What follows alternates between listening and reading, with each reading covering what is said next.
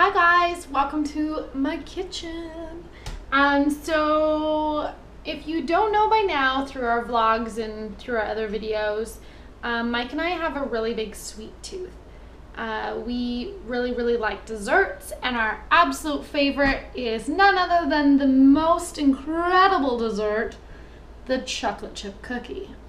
So we were eating, Mike loves cookies, and we were eating a lot of cookies that I bought at the store, and I decided that why don't I find a recipe that is healthy and delicious, dairy-free, number one, because he is allergic to dairy, and some cookies store-bought have a lot of dairy, like milk protein and milk fat.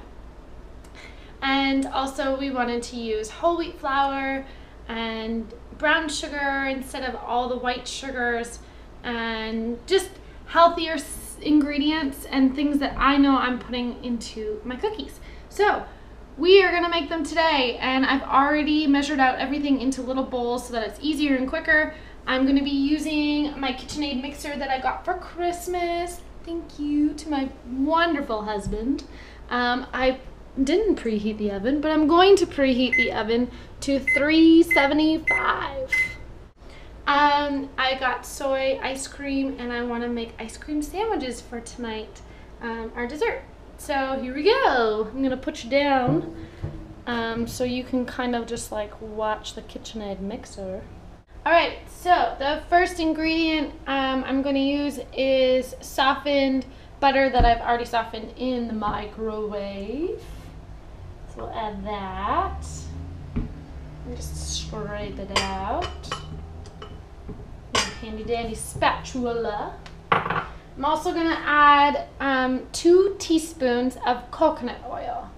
I just prefer to use coconut oil just for the added health benefits. I'm going to add half a cup of brown sugar. So let's turn this guy on.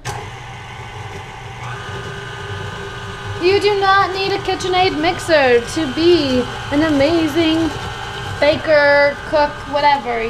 I didn't have one for a really long time, and my husband just surprised me and bought me a nice little treat.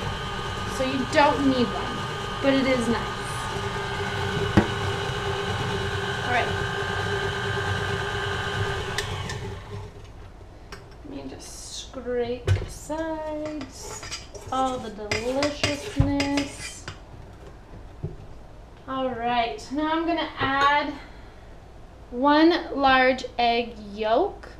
So, oh no, sorry, that was my bad. It's an egg white, not an egg yolk. Block. And I'm also going to add 1 teaspoon, again I've already measured it out, 1 teaspoon of vanilla extract.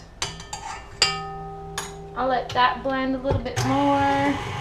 So I'm going to add in 3/4 of a cup of whole wheat flour. Looks a little whiter, but it's whole wheat flour. And I also added into the whole wheat flour 1/4 of a teaspoon of baking soda. So I've mixed that together, and then I'm going to add this in. Alright. I'm going to let that kind of stir itself around. Alright, so I usually just use my hand and my eyeballs. I'm going to add a big, giant, hefty handful. Maybe just a little bit more. So it's about 1.5 handfuls. Or if you want to get technical, probably just over 1/4 of a cup, maybe half a cup. I'm also going to be using unsalted, dry, toasted pecan pieces. Also, just another little handful, just to give it that little crunch. Alright, here it is, chocolate chip cookie dough, the best delicious treat. It looks like I may have added a few too many chocolate chips, but that's okay. So now I'm going to spoon them using a tablespoon. I add about 12 to a baking sheet, and then I flatten them with a fork, put them in the oven for about 5 to 7 minutes at 375. So I will show you what they look like once they are revealed from the oven. So I pulled the chocolate chip cookies out of the oven and they look amazing. They are pretty great. They are just lightly brown on the bottom, so they're gonna be really chewy, which is what we like in our household. If you like them not as chewy, just leave them in the oven for a little bit longer. But details are in the description below of how you can find the exact recipe on my blog. Hope you guys liked this. This is a little weird and a little different for me. But yeah.